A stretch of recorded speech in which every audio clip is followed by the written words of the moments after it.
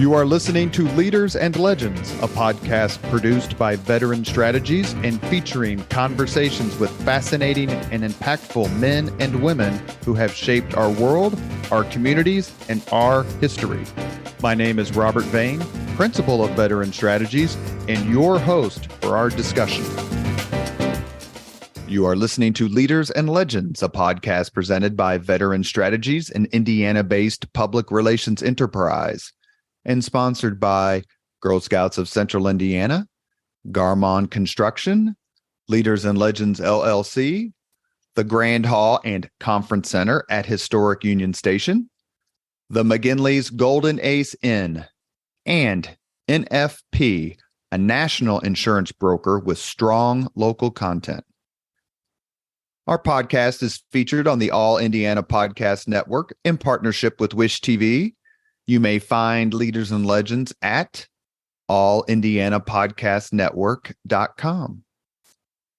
Thinking of starting a podcast or need to host a public meeting? Let Leaders and Legends LLC be your partner as you look for new ways to communicate your message.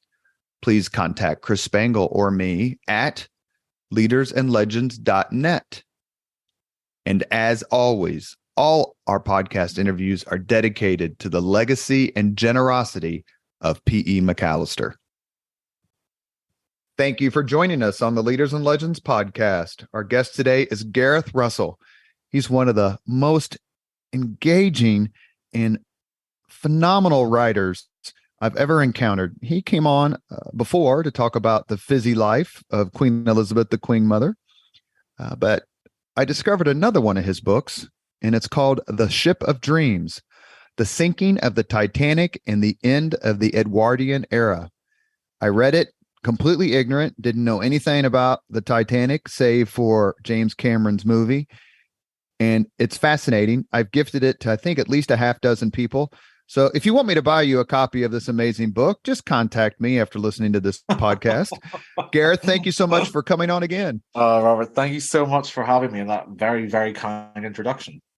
Is the Titanic because I want to get right to it here, is the Titanic a piece of British lore, much like, say, the USS Constitution is in the United States? In other words, it just kind of stands apart, maybe like Nelson's flagship? Yeah, I think yes, I think it does. Where I would maybe query it is it has sort of become global in a sense. It almost becomes a touchstone. But I think the word lore is sort of perfect, because what the Titanic does is a bit like many of our historical myths. It allows you to tell whatever story you want. It's a bit like Marie Antoinette's Let Them Eat Cake, which is always used to make a point about, being clueless or out of touch, except the Titanic happened.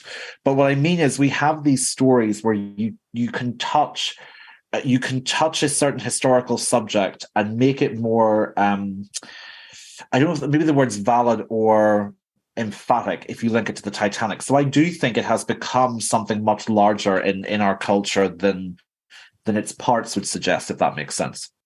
So in your pre-Titanic writing career, did you ever say, well, that's just like rearranging the deck chairs on the Titanic?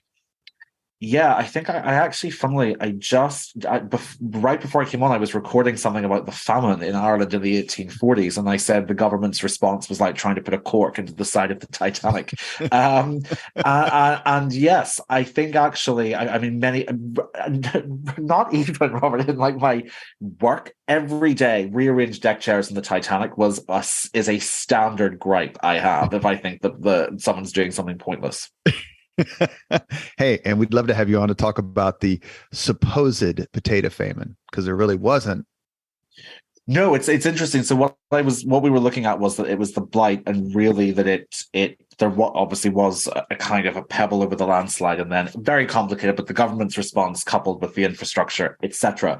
But yeah, that was it was a fascinating thing to look at. I've been looking at Victoria and Belfast for my own podcast, and it was great fun. Also, this was actually to sort of tie in with Titanic. I had the same experience writing this book as doing the episode I was just doing, which is that you when you're walking around your home city and you've been writing about it historically, it's very strange. You start to notice buildings that you were walking past the day before and didn't think anything of, and you notice these places, and that was a comparable experience. I just remember in college reading, I took a 19th century European history course, and the professor, John Stevens, who's utterly brilliant, but was a huge scholar of Ireland in this time period. And he gave me some firsthand accounts to read about people dying with grass in their mouth. Yeah. And just the starvation, and whether there was an actual potato famine or whether it was a government. Yeah, I think certainly what was interesting. I mean, I was talking to a socialist friend of mine who we were trying. He said, "Look, what is missed is that with the famine in Ireland in the 1840s, a lot of people miss the point because they fall into one of those two camps, and there's a third option, which is almost more bone chilling, which is that the government so halfway through the famine there was a general election in the UK." And the party that came to power, the Whigs, in 1847, were ultra-libertarian. They were sort of like almost fanatically devoted to the government not getting involved in the economy. And one of the knock-on effects of that was that when the other food supplies were dwindling, Irish private companies that owned grain or sort of produced grain were allowed to import it out of the country because they got a higher price that way. And the government just sat back and did nothing. And then there's also the stuff about Trevelyan distributing the government corn in this really horrendous way. I mean, there's just this kind of, absolutely fascinating historiography about it. But I've got friends who are actors in Belfast to read some of the eyewitness accounts, not just about this, but about other events in 19th century Belfast. And it's always, I suppose it's true of any country's history, but you sometimes, they said that when they were reading it, they thought, I just didn't know this. I didn't know all these different things that happened. But that's true of history universally. I think we often, the history that happens on your own doorstep is the one you look over because you're looking into the distance. It's particularly true in the United States when it comes to, and we'll get back to the Titanic because we could do this all day. We'll end up talking about, the Peasants' Revolt in 1381. Yeah. When it comes to Jim Crow history and exactly the treatment of African Americans after World War II, not post-bellum Civil War, but in the last 60 years, in the last generation or two, you just don't know the depth until you read about it, of the discrimination. And when you read things, right. For example, in Mississippi in the 1930s, not only was it illegal against state law for white students and black students to use the same textbook, it was illegal to store them in the same room. See, that's interesting because what I've heard about the way the depth of the racism was evolving was that in the 1930s and 1940s, this, by the way, apparently was particularly true of apartheid in South Africa.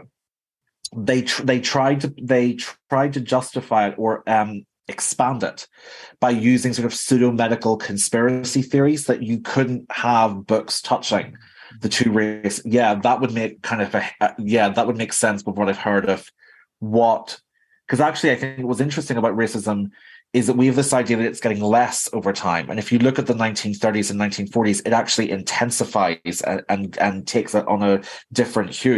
It's one of the most bone-chilling things that you read when they start to use these phrases that they deliberately make vaguely scientific, so you think that people at the time thought they made sense, but they're just absolute hogwash.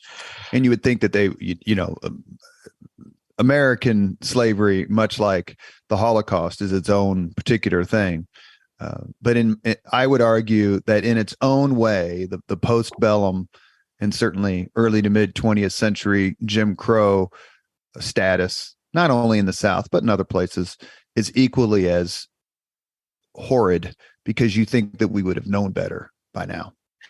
So that's interesting, that idea of the changing of mentality, changing the morality. That's really interesting. When I read your book on the Titanic, as I said, I read it from the standpoint of someone with very little knowledge.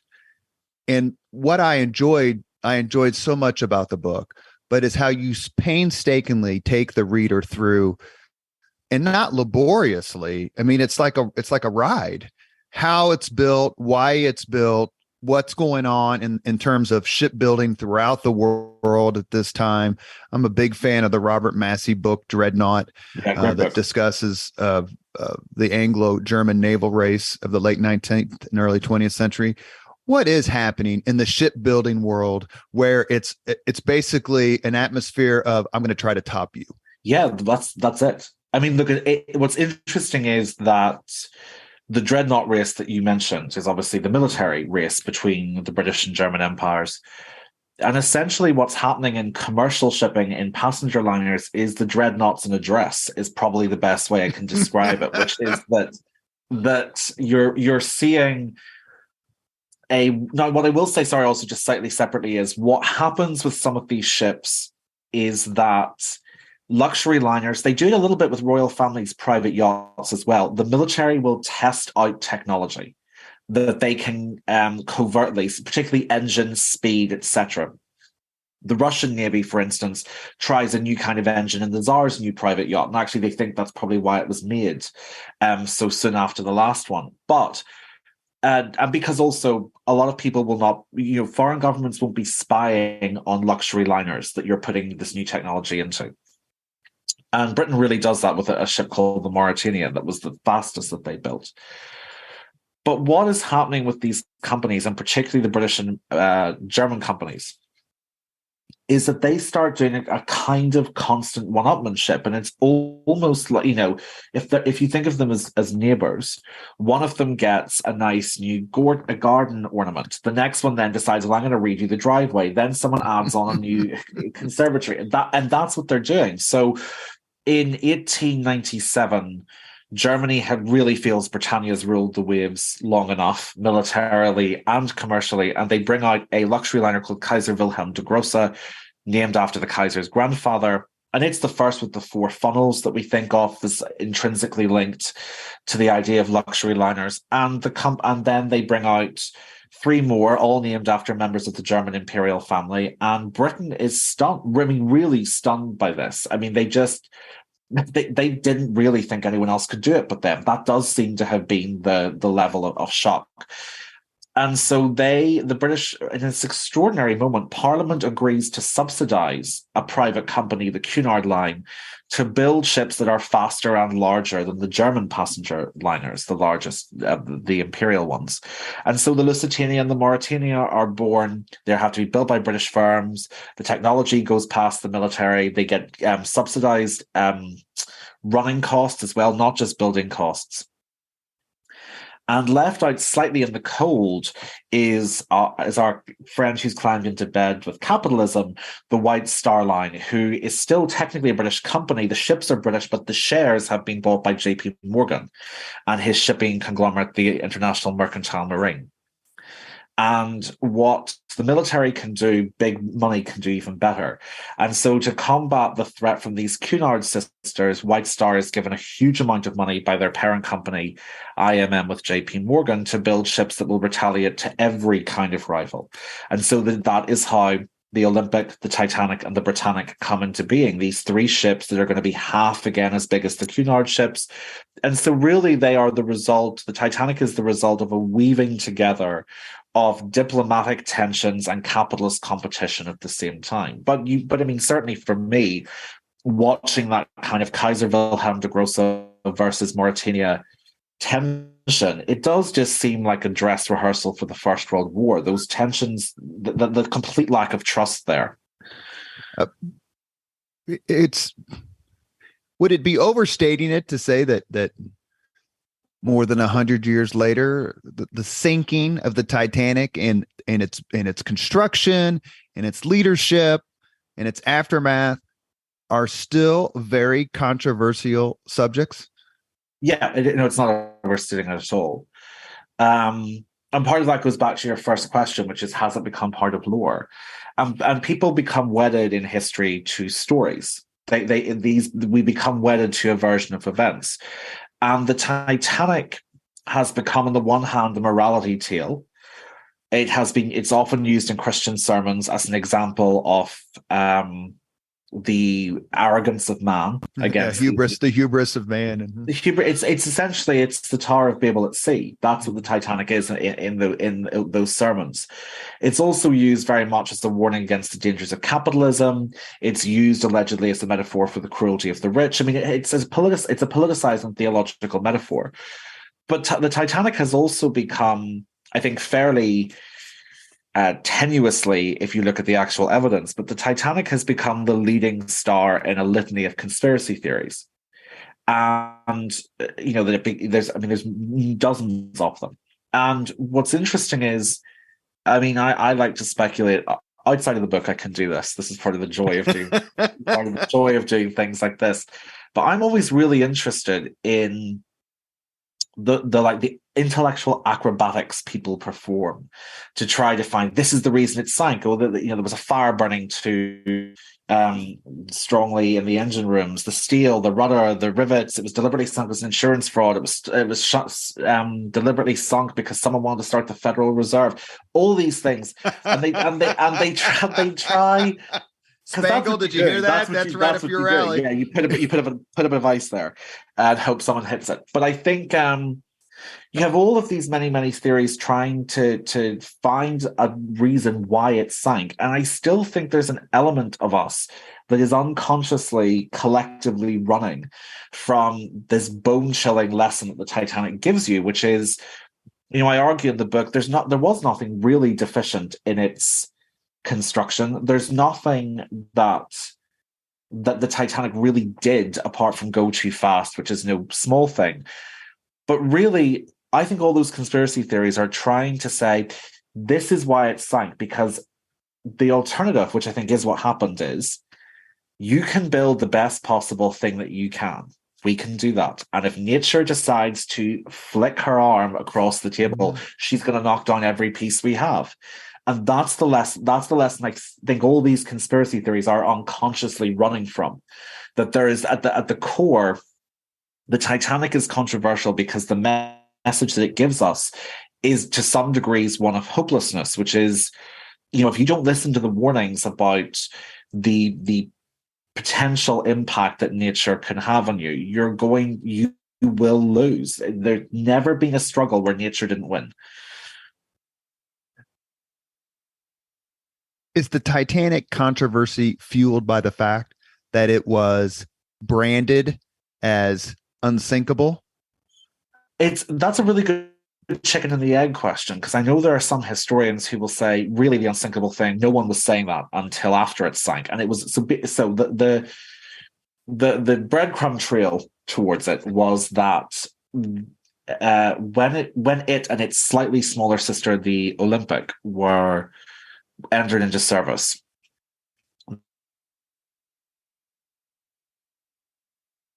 an industry journal, sort of like Industry magazine, and when talking about the technology of the sister ships, it said if you close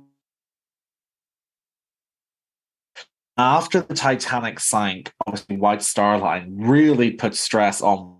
There was a qualifier before unsinkable, and then other people said that there was that ran with the word unsinkable. I think the unsinkable element took off a little bit more after it sank, but I think your question still stands as correct, because the argument would be became so controversial because it was seen to be, as you say, technological hubris. And so that's why I think people really clung to that word unsinkable, because it was a reminder of the hubristic arrogance of man to think that they could ever build something that the sea couldn't sink. The research for your book is phenomenal. And certainly the historiography of the Titanic is voluminous, to say the least. How did you decide which parts to include in your book and which parts to omit? Because I'm sure that for every word you wrote, there were 10 possible words you could have written. That's true. And I'm going to be honest, there's probably an element of a theory of chaos. There were certain things that just didn't really fully track. as there were a lot of rabbit holes, if that makes sense. She would start things and then you would realize, oh, this doesn't really go anywhere for where this particular narrative needs to go. A problem or a challenge, I would say, the end, after the point where I started narrating the evacuation. I had moved on from these 6 principal figures I was looking at, and everyone's on deck together. You have 2,000 stories kind of together. So in some senses, basically, I had to be slightly ruthless and say, if this doesn't prove a point, the story's not going in. And that ultimately was how I progressed. There were certain bits where I think there were about 3 stories in the chapter about rescue, which if I'm honest, was probably the most personally distressing research. The rescue mission was, when people started to realize who was dead and how that they were bereaved, was awful. But there were certain stories I put into that where I said, this is just so tragic, and I don't see where else this is going to fit in other history, so I'm going to put it in here, because I think sometimes I was very conscious of that some of these stories hadn't been told before. You are listening to the Leaders and Legends podcast. We're discussing a phenomenal book called The Ship of Dreams, The Sinking of the Titanic and the End of the Edwardian Era. Our guest is Gareth Russell. I want to make sure I talk about this a little bit because it's the frame of reference for so many people. What did you think of the 1997 movie, The Titanic, that won all these awards and really brought Titanic mania, for lack of the better term, into popular culture? I don't necessarily want you to dissect it, but as a piece of art, it's a terrific movie. Just Yeah, look, I will be. I should stand by my own earlier comments. This is not a dig at the movie. I hate the character of Rose as a moviegoer. I find her beyond insufferable. And I once said on Instagram, I will not retract it, that that there are 10. I sort of have a post of 10 reasons why Rose DeWitt-Paquette is a terrible person, and I stand by it. As a movie, I wasn't overly invested in the love story, which makes me sound heartless, but I sometimes don't think the movie fully gets the credit it deserves for the set, because essentially more or less every detail that you see of the set is accurate. I mean, they use some of the original plans from Harland and Wolff, and it is like looking at 1912 come to life.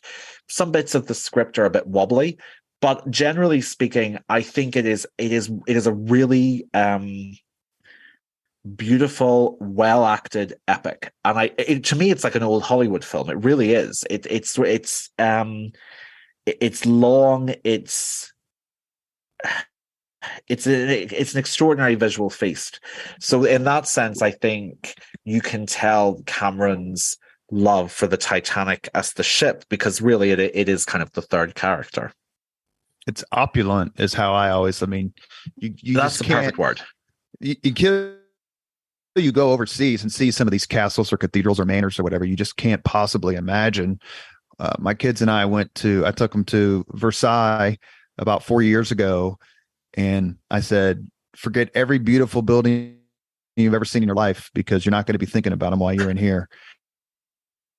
And they just were, their mouths were agape, and they were just looking up the whole time, like, how can this be? And I thought that Cameron's cinematography and his treatment of it's almost reverential. Like, this is a time in our history. This is a time in our history that is long past, and we're going to honor it by telling stories, but we're also going to honor it visually by bringing you into a world that is long gone. That's a really beautiful way to look at it, because I do think that's perfect. Actually, I love that, because I think what it does is that there is an element of it being a love, as much as it rinses the values of the Edwardian era, and I do think there's a little bit sort of modern values, as there are with all movies in it. One of the things I still think it has is that it's a love letter to 1912 in a strange way, and reverential is the perfect way to describe it. It's beautiful. It's a beautiful movie, especially because just a few years after 1912, the whole world turns That's it upside all down. gone. And that's sort of the point. I mean, that is probably something I was grappling with in the book, which is that they're all standing on the edge of a world that's about to, they're in the last mile of this world's existence. In any reading of, to me, when I read about World War II, the war itself and how it was fought and the leadership and the courage of the men is kind of the subject matters that I find most compelling. Yeah. For World War I, it's the lead up to it, because it's like a car wreck and you're like, oh God, don't do this. Yeah. Just don't do this. And I get a little bit of that when it comes to the Titanic running into the iceberg. Like, just turn, just make a different decision, do something else. And it doesn't do it. Well, that's why I kind of carried on. I mean, partly because I was discussing the people who I focus on, the survivors amongst them, what happens and how the war impacts them. But I do think that there's a clear parallel. This idea, and to the degree also that between Franz Ferdinand's assassination and the outbreak of the war, there was this strange period where no one really seemed to realize that it was all over and that the war was going to come. And in the same way, the Titanic had about 50 minutes, like 50 to 55 after the iceberg, where no one really clocked that it was over, that they were all in mortal danger. And I also, I mean, I mentioned this really briefly, but when I was looking at some accounts of the high society season of 1914, particularly if you look at the Russian one, but generally speaking, of the high society parties across Europe in 1914, there's a recurring trend in the memoirs that this was the season, that the parties had never been better, the picnics had never happened on sunnier days, the balls had never been greater.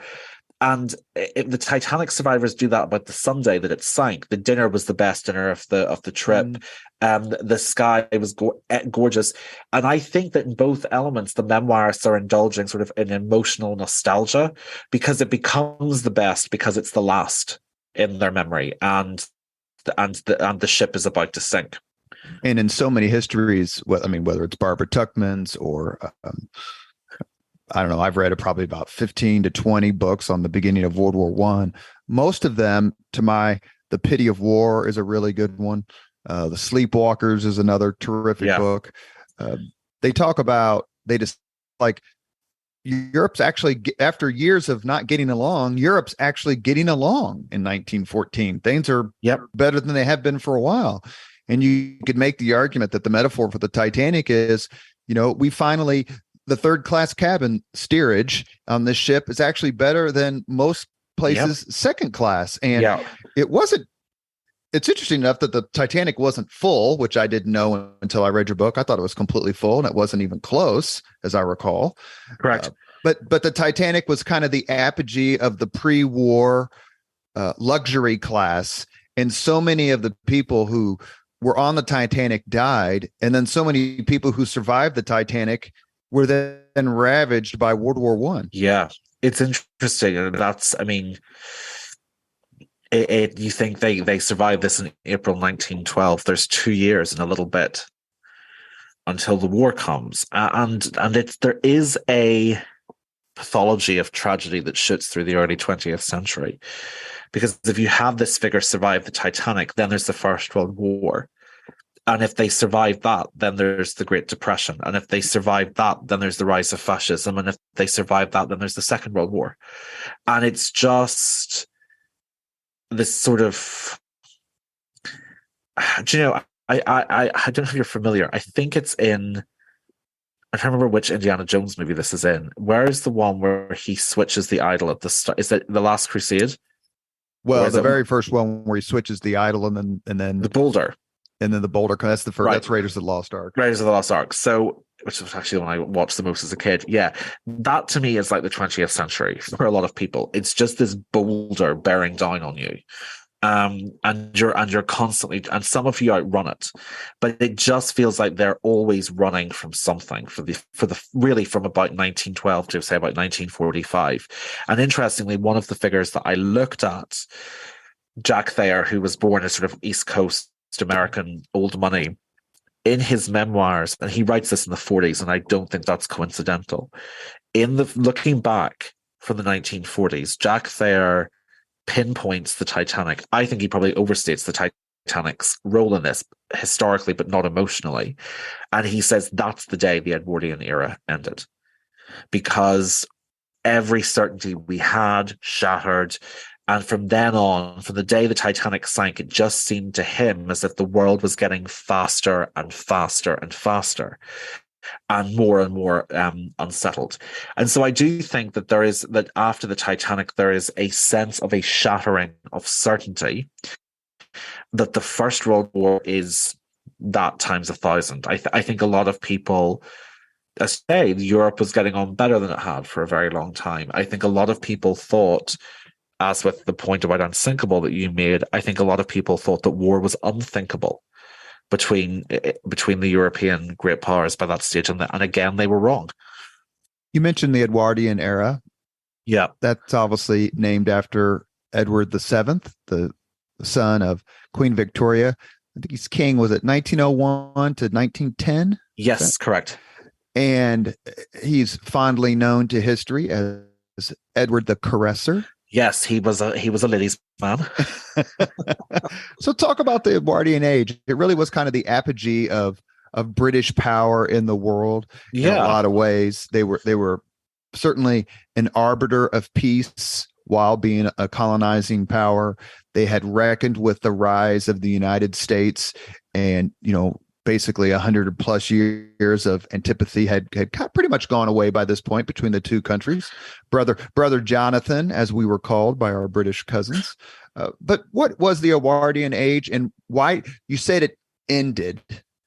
And did it end because of the sinking of the Titanic, or because of the reaction to the sinking? Oh, I think it ended because of the reaction. I think what's really interesting about the Edwardian period, as you say, Edward VII dies in 1910. But we don't have a proper name for that period between his death and the start of the war. And many people really just see the Edwardian period as the long Edwardian period, and that the attitudes continue until 4 years. The world continues 4 years after his death. I would say the attitudes endure for about 2.5 years after his death. And I do think the sinking of the Titanic and the reaction to it is what starts it's the first blow against the Edwardian era's confidence. That's the governing mood of the Edwardian period. It's confidence that things are going to continue getting better. And even, you mentioned sort of the element of colonialism and imperialism. And what's interesting is that you do have in Britain at the time this might be a misnomer or a contradiction in terms. There's a rising group of people called the liberal imperialists who are not comfortable at all with the empire, and they believe that the empire is getting to the point where it's going to wither out of existence, and that basically you're looking at even people who support the empire or disagree with the empire believe that whatever the future holds is going to be better. Obviously, they have different versions of what that is. You have people like the suffragette cause who really and truly believe that the world is going to get better for women and for their cause. You have a lot of people involved in Jewish rights in Britain who have great confidence that the kind of persecutions you're seeing against the Jewish communities in Russia are a dwindling factor in history. And all of them, regardless of where they stand on issues like empire or civil rights or the extension of the vote, nearly all of them are united by this belief that technology is going to make the world a better place. And in many ways, up until about 1912, that faith is justified. You have seen extraordinary advances in the field of medicine.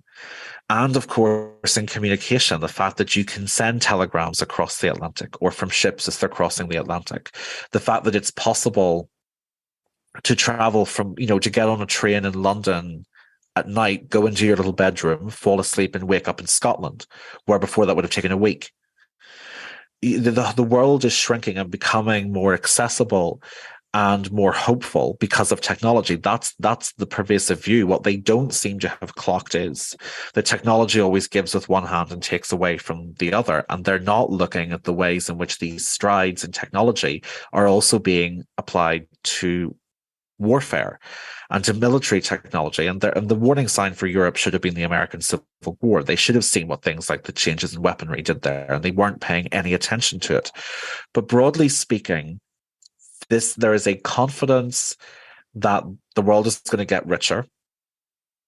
There's a confidence that society is going to become more harmonious, and that life is going to become sweeter and longer because of technology. And then all of a sudden, the world wakes up on April the 15th, 1912, to the news that not only was technology completely incapable of stopping nearly 1,500 people drowning or freezing to death in the middle of the Atlantic, but to some degrees, technology was largely responsible for that tragedy, that the ship was too large to turn in time and that it was going too fast because there was too much confidence in its technology. So I think that confidence in progress in technology is shattered by the Titanic, firstly because it couldn't stop a tragedy, which a lot of Edwardians thought it had. And in fact, it caused a tragedy to some degree, which Edwardians certainly did not think was a possibility. And then 2 years later, you have that magnified 1,000 times over, when the technology aspect of things is precisely what makes the First World War so much longer and more deadly than any war that had happened on the European continent beforehand. You are listening to Leaders and Legends, a podcast presented by Veteran Strategies, an Indiana-based public relations enterprise, and sponsored by Girl Scouts of Central Indiana, Garmong Construction, Leaders and Legends LLC, the Grand Hall and Conference Center at Historic Union Station, the McGinley's Golden Ace Inn, and NFP, a national insurance broker with strong local content. Our guest today is Gareth Russell. He wrote The Ship of Dreams, The Sinking of the Titanic, and the End of the Edwardian Era. With all tragedies, there are myths. Did you find some more compelling than others? And do you think that you dispelled one or two in your book about the Titanic? I think there were some that were so entrenched and have acquired such emotional weight that I had to be sensitive and sensible about the way I deconstructed them when the evidence suggests that they aren't correct. I mean, I'll be honest, from the perspective of a reader and a writer, I'm always slightly wary and weary of compulsive mythbusters, people who go in, bust a myth and tear it apart. I think that's you starting with where you want to get to, not where the evidence is going to take you. And right. So I was cautious when there were some myths that turned up that, to me, the evidence really led in another way. The one that springs to mind most obviously is probably one of the most entrenched, which is that the third-class passengers were deliberately kept below to prevent them. You have anticipated my next question. You go right ahead. Oh, good. And I'm sorry. I kind of hate it when people do that to me. No, you're fine.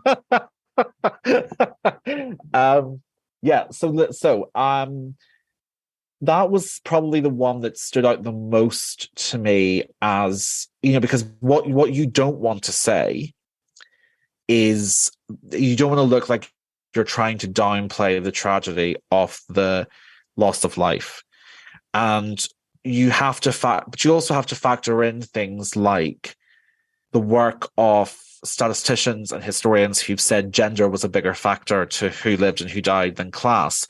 I think they probably combined together. But really, the idea that the third class were deliberately kept below is completely untrue. And the reason for the higher death toll was partly because there were a lot more men traveling in third class.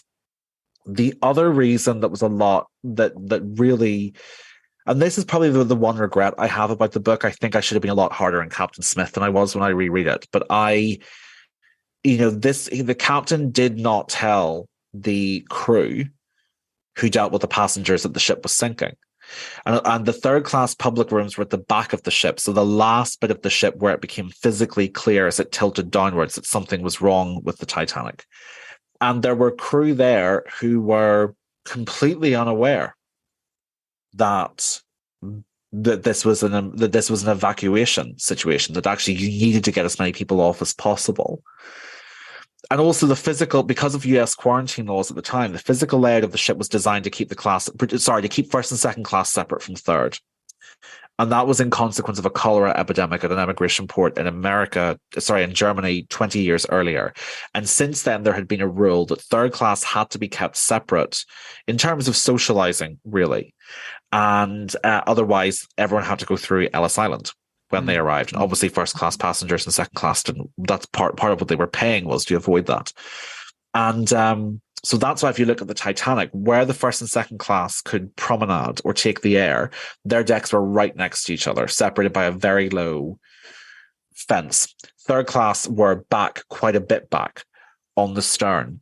And that all combined to mean that the Titanic was not designed to get the third class up easily to the boat deck, which was where the first and second class passengers walked. And one of the things that I left with was, first of all, had the third class passengers been deliberately kept below, the casualties would actually be higher. But also, when you I'm not articulating this perfectly, but I think once you stop seeing it as this sort of monstrous idea of them being pinned down by callous stewards, there's something even more horrifying and repugnant about the merging together or weaving together of accidental, mundane factors that contributed to a higher death cause. And that probably to me is a better lesson to take from it, which is that if you don't anticipate a catastrophe in the way White Star Line did not in any way anticipate a catastrophe when they designed the Titanic, then you are laying the groundwork for something horrific, like the particularly much higher death toll for third class men. Although I should point out, actually, I hope my statistics are right here, but I don't think there was the second class death toll for percentage for men was very low as well. Very high, as well. One of the points that comes through in your book, which I thought was interesting, is that the whole notion of women and children first, and how it exacerbated or made the male death toll higher. Yeah, that was one thing that I had not anticipated finding when I went into it, but there was a lot of contemporary criticism after the sinking from more skeptical, from a couple of survivors, but also from, George Bernard Shaw, the playwright, was the first who said this was insanity. The policy of women and children first was insane when you consider that there were a lot more men traveling on the Titanic than there were women.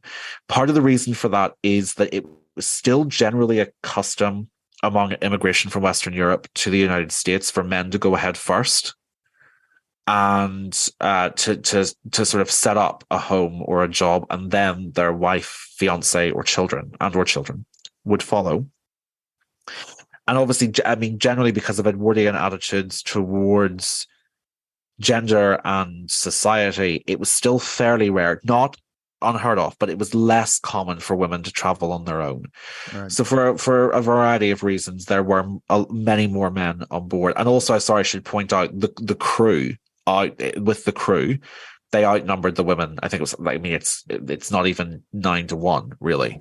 But the point that George Bernard Shaw and other people like Lucy Duff Gordon tried to make was, there were so many more men, and a lot of the lifeboats were leaving half full because a lot of them stood back and were told either they couldn't get in or felt embarrassed to get in. And as a result, there was a definite stage in the evacuation where the lifeboats were leaving 1/3, 1/5, half full, because there weren't women nearby, or the particular part of that deck where the lifeboat was leaving from, there were more men standing by. And Shaw felt very strongly that after the sinking, there had been an almost unconscious collective desire to eulogize the women and children only rule as nobility and chivalry, when in fact it had been dim-witted stupidity, and no one could bring themselves to admit that that rule had contributed to so many needless deaths. Now, I should point out that George Bernard Shaw kind of entered into as a bit of a public spat. Today, we'd be seeing, taglines like George Bernard Shaw owns Arthur Conan Doyle. Arthur Conan Doyle slams George Bernard Shaw. But Arthur Conan Doyle, who, of course, wrote the Sherlock Holmes mysteries, Arthur Conan Doyle really took George Bernard Shaw to task with this and said, if we hadn't done that, we could have had more children that died. And that George Bernard Shaw had many gifts, but decency and kindness weren't one of them. And so I think, certainly there were people who disagreed very strongly with Bernard Shaw and Duff Gordon and said that no, the women and children rule was right. On the deck of the Titanic, the lifeboat is 50% full. Yeah. You got a chance to jump on it or stay there. Yeah. What are you doing? Well, I don't know. I should say I have a potent sense of shame. And so I am probably the kind of person who would have held back. And there's very few things in which I will step out of line. But that actually, interestingly, you sort of asked and answered a question that I always try to answer by asking, which is partly why the Titanic remains so fascinating, which is that the Titanic took those 2 hours and 40 minutes that it took to sink. In doing so, it allows you to imagine what you would have done. That's that. I think the mortality play becomes the morality play. You get to imagine what you would have done standing on the deck of the Titanic. And it's interesting. I think everyone likes to think they would be, Lightoller or Colonel Gracie fighting to free the lifeboats, but you don't know. And I suppose part of what a lot of the survivors struggled with is that their survival was a test of character that some of them felt they didn't pass.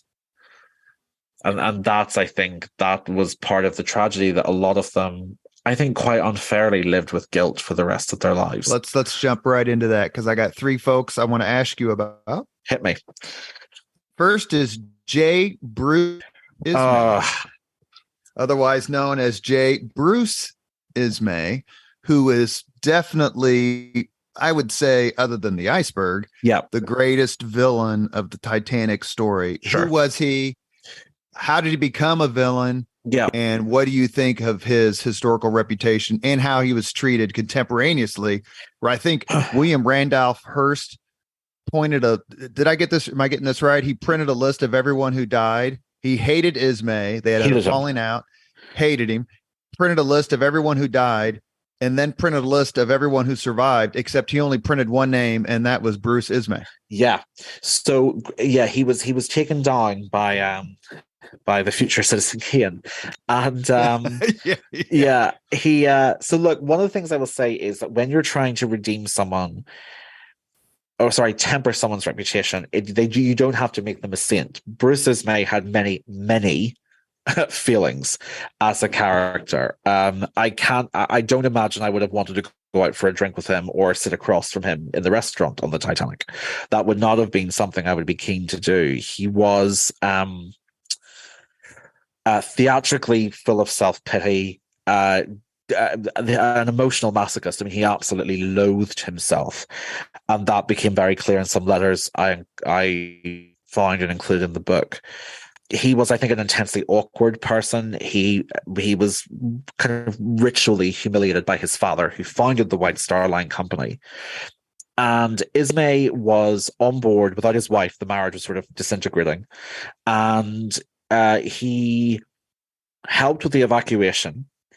And what's interesting is there are multiple accounts that one of the officers, either the chief officer or the first officer, shouted at him, "Get the boat."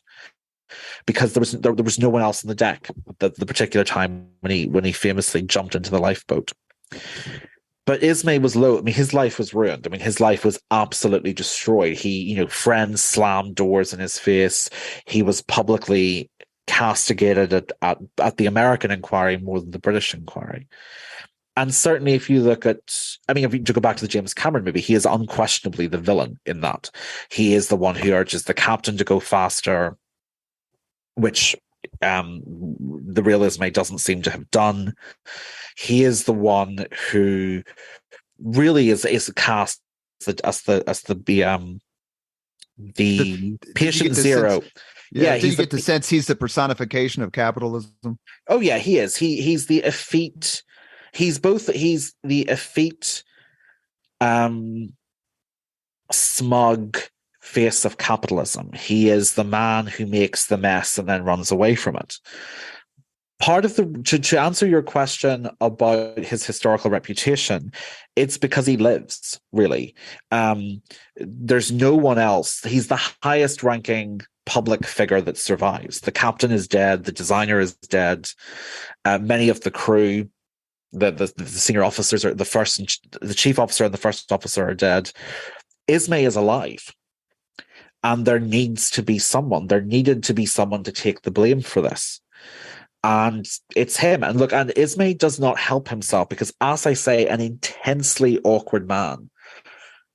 And he answers questions at the inquiry in this seemingly cold way. Ismay really, really does not help himself when it comes to public relations. In the same way that Hearst, his rival, is a genius at knowing how to manipulate the public, Ismay is a complete innocent. I mean, to the point of a buffoon when it comes to trying to make people like him. Ismay to me was I cannot stress this enough. There is no way Ismay was urging Smith to go faster or to ignore the ice warning. Smith didn't need urge to do that. But I think, really what the inquiry found with Ismay, which I think is probably a fair point, is that maybe him being on board made Smith feel a bit more hubristic. I don't buy that. Some of the interviews I found of Captain Smith earlier in his career, I felt to hear a captain say shipwrecks are a thing of the past 10 years before the Titanic sank is mind-blowing. But Ismay, I think, was probably a quite unlikable man, but not a villainous one at all, and certainly not the monstrous embodiment of megalomaniacal money grabbing as he seems to be in a lot of popular perceptions of the Titanic. In James Cameron's Titanic, he's the man with the fabulous mustache who goes, "Yeah, this ship can't sink." Yeah, that mustache is so fantastic. It looks like he should be twirling it as he ties Lily and Gish to the train tracks. Well, he said he emerges as the villain. So let me ask you about someone who clearly emerges as a hero, and that is Thomas Andrews. Yes. Brilliantly portrayed in the James Cameron movie as this very smart yet very real and human engineer, which is an interesting combination. But Thomas Andrews does not survive. No. Why does he, do you think he chose his death at that time? I can't say that for certainty. What I can be more confident in of any of them who chose to stay, it's Andrews, because Cecil Fitzpatrick, who was a waiter in the first class restaurant, was near him just before the final plunge, and Fitzpatrick says that Captain Smith and Thomas Andrews were talking, and Smith was trying to urge Andrews to put on a life jacket and jump because there was nothing else anyone could do. One of the interesting things that I think one of the most memorable moments, you see it in the movie A Night to Remember in 1958 and in the Titanic movie in 1997, is Andrew standing in the first class smoking room looking at the painting as the ship sinks. And that did happen, but it wasn't the last. He seemed to have about a 10-minute space out, if that's the right word. And he stared at the painting. Then he went back out and started throwing things overboard for people to use as life rafts. He had gone through the ship trying to, check, make sure everyone was up on deck. He'd been putting stewardesses and passengers into the lifeboats. Thomas Andrews was a man of vital utility. He really believed that the way you were good was to be useful. And Andrews, I often want, as much as I find him, one of the most admirable characters I've written about, I do wonder what would have happened had he lived. Because I imagine the questions about the design flaws might have been flung at him in the way they ended up being flung at Ismay. I don't know what the answer to that is, because I imagine Andrews might have been redeemed slightly by the fact that every ship in the world at the time had those design flaws. None of them could possibly have withstood a blow as large as the Titanic suffered when it hit the iceberg. In fact, none of them would have stayed afloat for as long as the Titanic did if they'd had nearly 1/3 of their width intermittently opened to the Atlantic beneath the waterline. So I think he could have been saved by the fact the ship lasted. Even Andrews was surprised by how long it lasted. He told Smith that the ship had about 90 minutes left, and it ended up having 160. So I think he could possibly have been saved by that, but I don't know if he wanted to be saved. Look, he lived a couple of streets over from where I live in Belfast, and he had a little daughter there, Elizabeth, and he loved his wife very much. He was a real family man, and very homesick when he was away. But from everything I have heard of Thomas Andrews and all the research I did and some of the accounts of people who knew him in 1912 and beforehand, he was a man who really emphatically believed in sticking to your duty to the end and doing your job. And so, did he choose his death? I can't answer that certainly. What I can say is he did not make any effort to save himself ahead of anybody else. You mentioned Captain Edward Smith a few minutes ago. Yeah. In the movie, he's portrayed as this, typical stoic, duty bound. Sure. And then they actually show him dying in the movie, obviously, as he's at his post. Did you come away, your research, did you come away with the same impression? No, not at all. I went into, and that what I stand by. I think I was too soft on Smith in the book a little bit, partly because, you're human. I suppose part of what I'm looking at, you feel like you're kicking a dog or something. That's not the right term. You feel like you're kicking someone who's already on the ground when it's such a tragic death. Right. And I think Smith had many fine qualities, but I do think that there was a very quiet but potent arrogance there. And I did not have that opinion of him going into the book, and I really had to come to it quite reluctantly. As I say, when you're reading interviews of him saying in 1903, shipwrecks don't happen anymore, they're a thing of the past. And you think to yourself, if you have that view in 1903, when the largest ships are about 22,000, how confident are you going to be in how you navigate a ship 10 years later that's 46,000? And there were comments that I found from first-class passengers who were at an after-dinner concert with him on the Titanic about 2 days before the collision, when he tells them, you don't need to worry, this ship could be trifurcated, this ship could be cut in 3 and it would still float. And obviously he was being sort of, playfully hyperbolic there, but everything I found led me to think this was a man who had such overweening confidence in technology, in the strides of nautical technology across his career, that it has to have bled into the decisions he made in how he ran those ships. And once you take Ismay out of the equation, and once you are prepared to accept that the evidence does not, that it will be unheard of for a managing director to tell there's a very strict hierarchy at sea, very strict, and sailors take it very seriously, and this was a steamship company.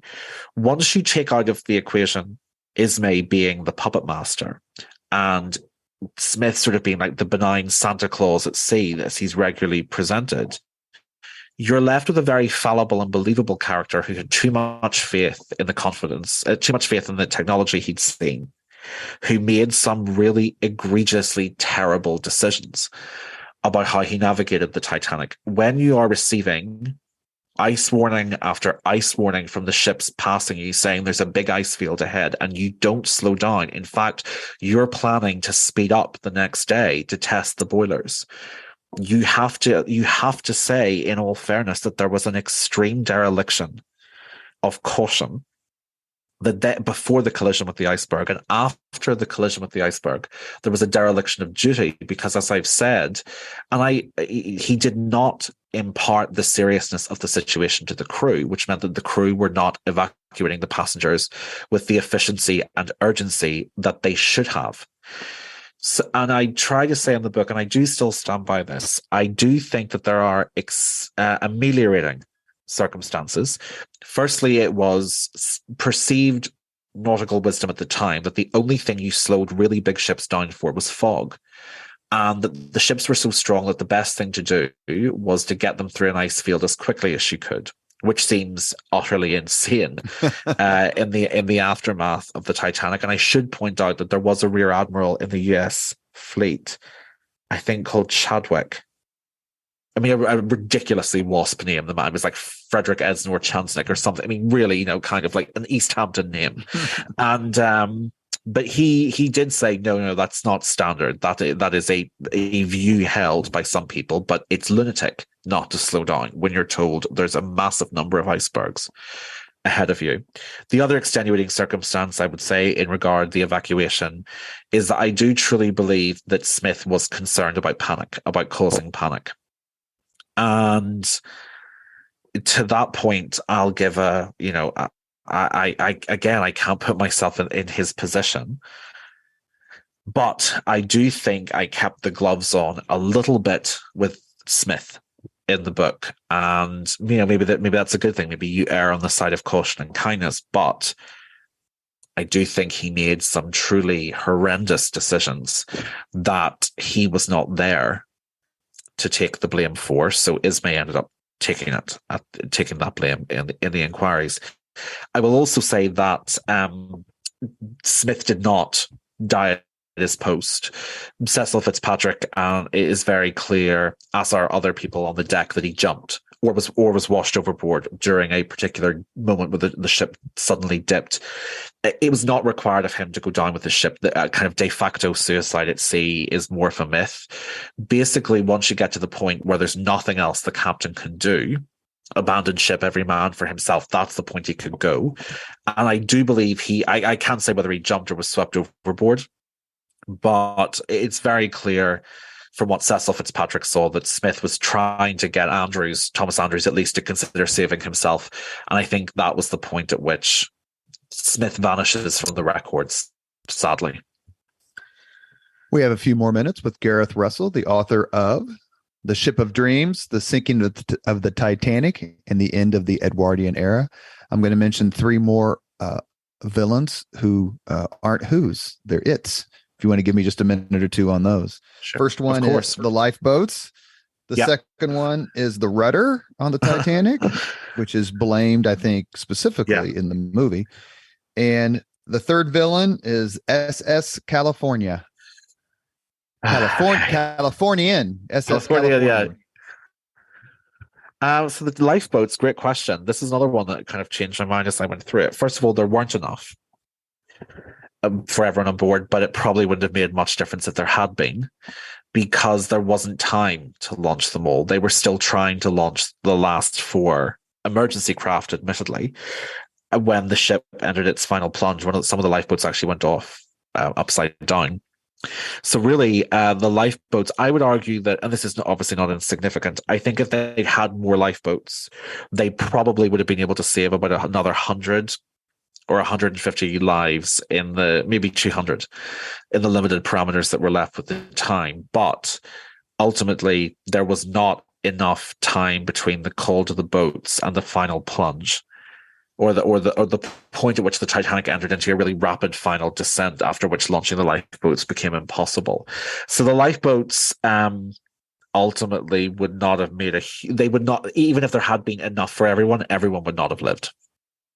But they had more lifeboats. Am I correct in remembering that they had more lifeboats than they needed to have?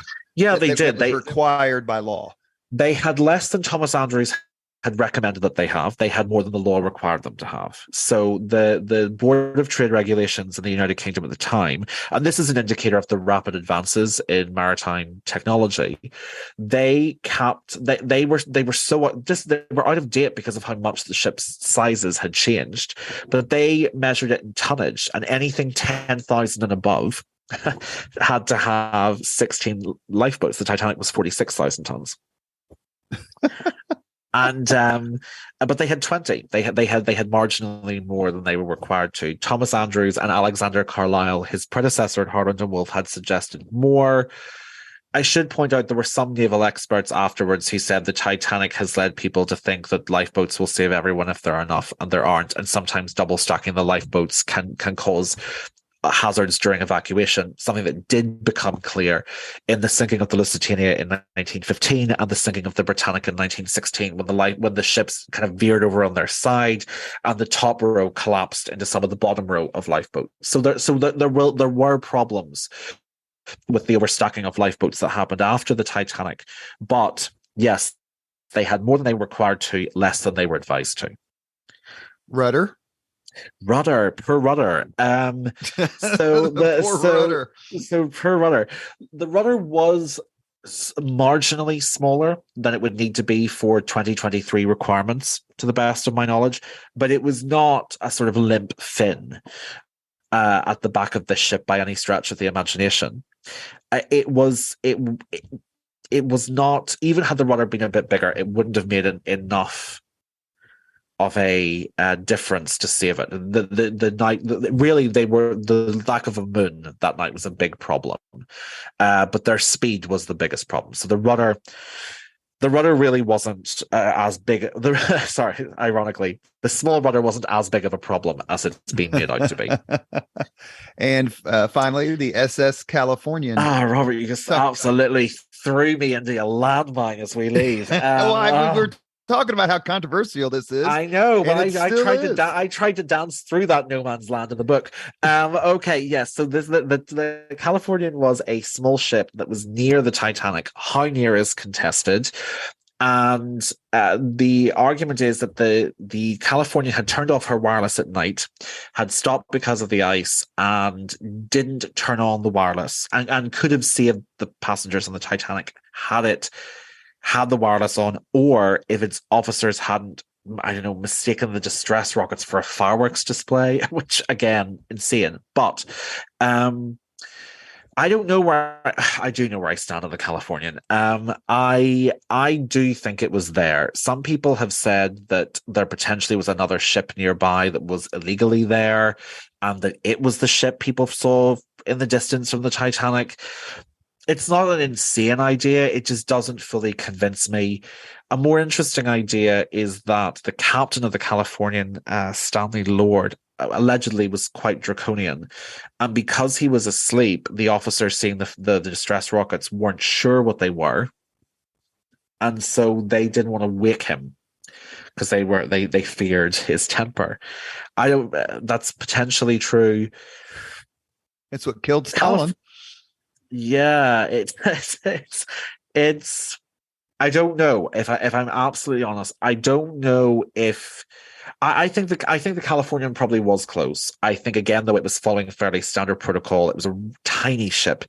I actually don't know if it could have taken that many people on board. But anyway, it was a tiny ship. It did have the wireless off. They have to have seen something, even if there was another smaller ship nearby. I don't necessarily believe there was.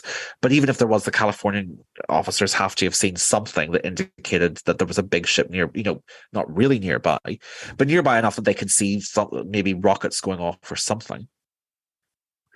But I again think I think the Californian's a bit like Ismay, if I'm totally honest. I think There were probably mistakes made on board the Californian that night. I think I think people were reaching around desperately to find any kind of reason that could extenuate the tragic circumstances of what had happened in the Titanic. And so they were so angry at anyone who had quote unquote inappropriately survived, like Bruce Ismay, or they were looking for someone to blame.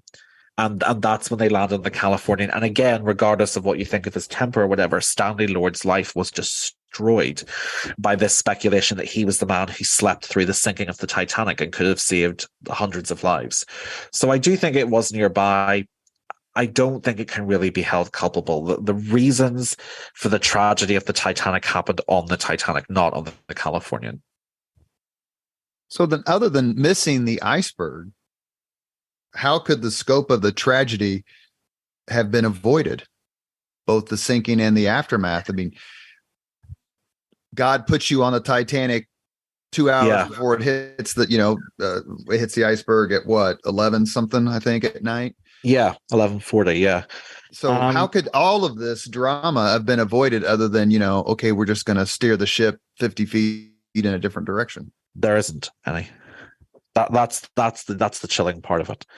And I think we're always still looking for what could have been done.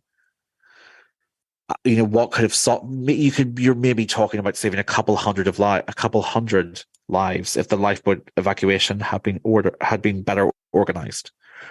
Or maybe if the Californian had turned on its wireless, but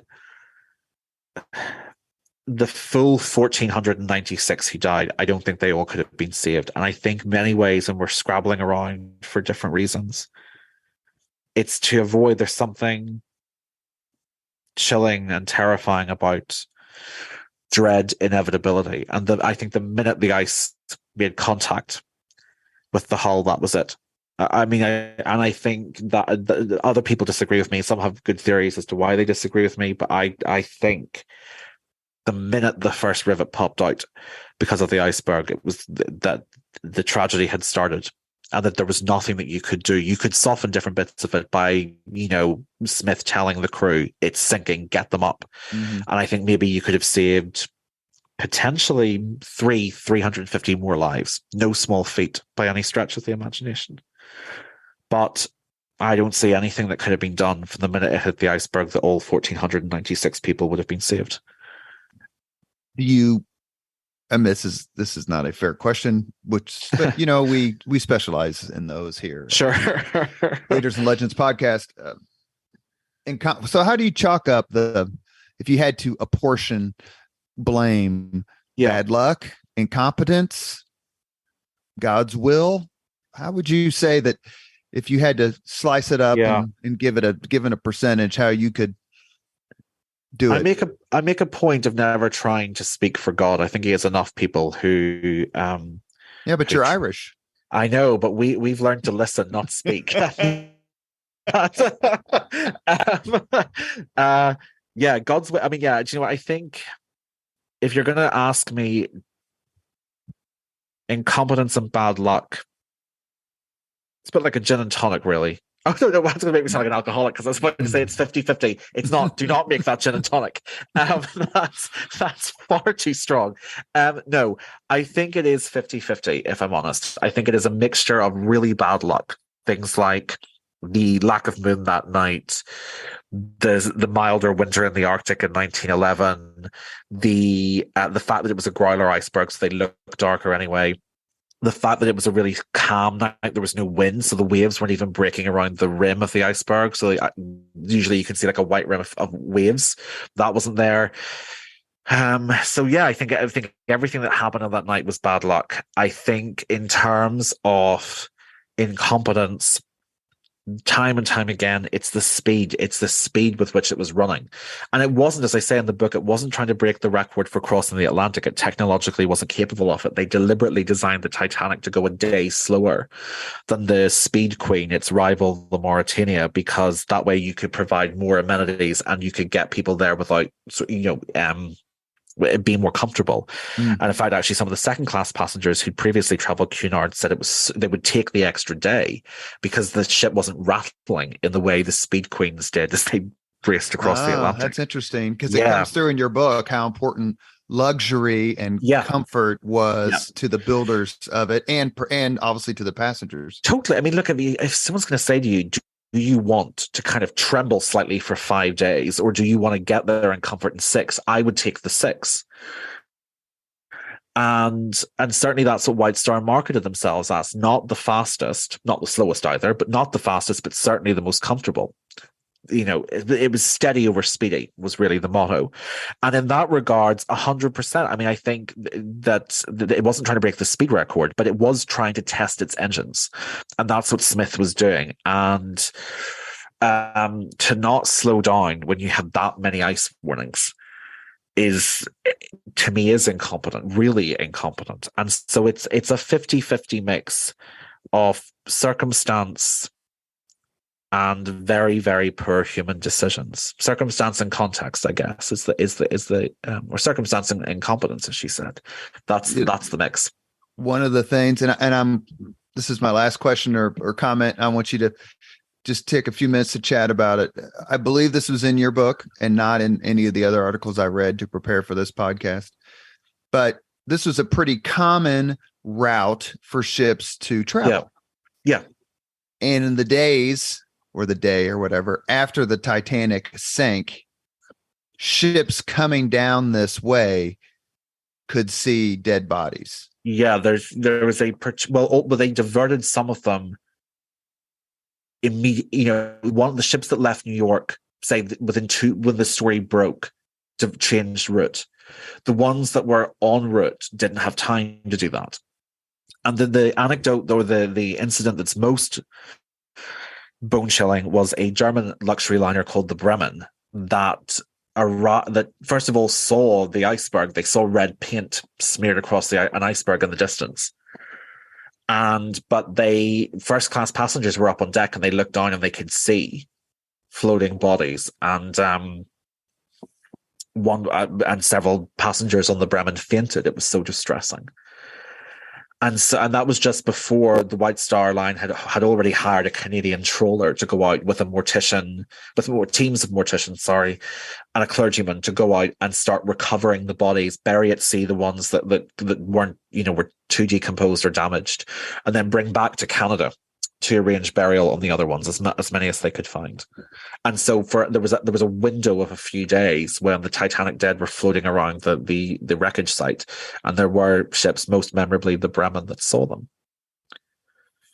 You have been listening to Leaders and Legends, a podcast presented by Veteran Strategies, an Indiana-based public relations enterprise, and sponsored by Girl Scouts of Central Indiana, Garmong Construction, Leaders and Legends LLC, the Grand Hall and Conference Center at Historic Union Station, the McGinley's Golden Ace Inn, and NFP, a national insurance broker with strong local content. As always, all our podcast interviews are dedicated to the legacy and generosity of P.E. McAllister. Our guest has been Gareth Russell, author of The Ship of Dreams, The Sinking of the Titanic and the End of the Edwardian Era. I'm a book nerd, so I try to read as much as possible, and all I can tell you is, if you feel the same way, pick up books by Gareth Russell. I'm happy to give you a list if you email me. Gareth, you are a terrific historian, a wonderful writer, and a very gracious guest. I'm so happy to see you and hear you on the podcast again. I'm just very grateful. Oh, no, thank you so much for having me. It's a great podcast to do. Thank you. Thank you very much for listening to Leaders and Legends, brought to you by Veteran Strategies Incorporated. If you want to contact us about this program or our menu of public relations services, please send us an email at robert@veteranstrategies.com. That's robert@veteranstrategies.com.